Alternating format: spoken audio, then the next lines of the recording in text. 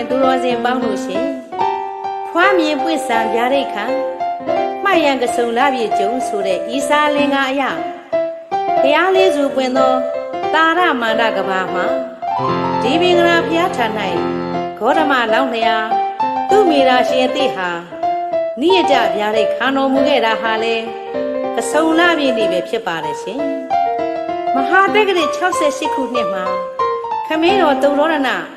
မေတော်မာယာရီဝီတို့မှာဗုဒ္ဓလောင်းနေရာသိဒ္ဓထကုမာရကိုဖားမြင်တော်မူခဲ့တာဟာလေကစုံလပြည့်တောက်ကြနေဖြစ်ပါတယ်ရှင်မဟာတက္ကရာ103ခုနှစ်မှာတပည့်ညွတ်တရွှေညာတော်ရရှိပြီးဖျားစင်စစ်ဧကံဖြစ်တာဟာလေကစုံလပြည့်ဗုဒ္ဓဟူးနေ့ဖြစ်ပါတယ်ရှင်မဟာတက္ကရာ148ခုနှစ်မှာမာလာမင်းတို့ရဲ့အင်းကြီးဥယျာဉ်၌ပရိနိဗ္ဗာန်ဇံဝင်တော်မူခဲ့တာဟာလေကစုံလပြည့်အင်္ဂါနေ့ပဲဖြစ်ပါတယ်ရှင်အဲ့ဒီဂုံဘုတ်တွေကြောင့်ကစုံလပြည့်နေ့ကိုဗုဒ္ဓနေ့လို့ပညာရှိသူတော်ကောင်းတို့ခေါ်ဆိုသမှုပြုခဲ့ပါတယ်ရှင်